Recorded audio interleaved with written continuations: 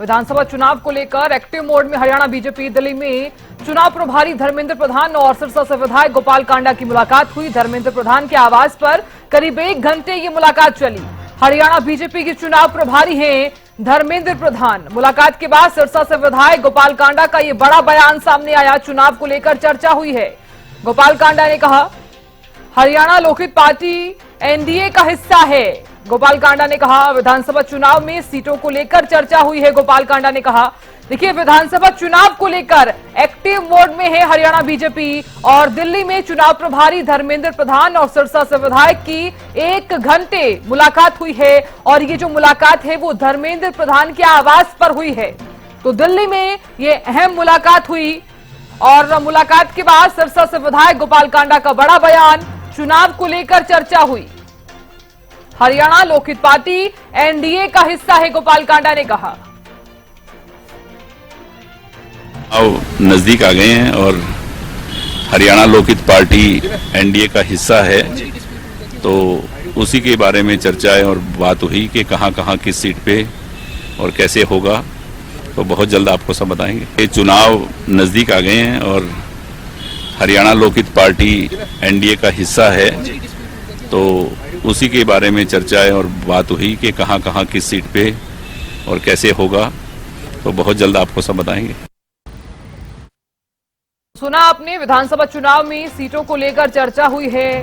गोपाल कांडा ये कहते हुए नजर आए हैं।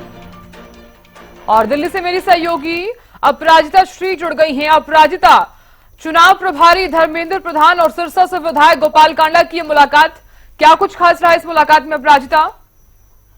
बिल्कुल, देखिए सिरसा विधायक और हेलोपा सुप्रीमो के द्वारा गोपाल कांडा ने आज मुलाकात की है। करीब 40 से 50 मिनट के करीब ये मुलाकात चली है, जिसके बाद जब वो निकले वहां से, उसके बाद उन्होंने कहा कि किस तरीके से ये चुनाव काफी नजदीक है और हरियाणा लोकहित पार्टी हमने देखा है किस तरह से एनडीए का हिस्सा है। इन्हीं सब मुद्दों को लेकर के किस तरीके से कहाँ टिकट मिलेगी, क्या कुछ चीजें रहने वाली है, 3 सीटों पर एचएलपी जीत सकती है, वो सीटें हमें मिलेगी, इस तरह की चीजें मूलतः सीटें का बात कही जाए तो विधानसभा चुनाव को लेकर के चर्चाएं की गई है इस मुलाकात में। वहीं टिकट वितरण पर भी गोपाल कांडा ने कहा कि किस तरीके से जब पार्टी से साफ है तो जहां भी चुनाव हम जीत सकते हैं वहां पर टिकट की मांग की जाएगी, इस तरह की चीजें कही गई है। उन्हीं सब चीजों को लेकर के विस्तार में चर्चा की गई है इस मुलाकात में। साथ ही उन्होंने कहा कि एनडीए का हिस्सा अभी है और सीटों को लेकर इसी चीजों को लेकर के चर्चा हुई है।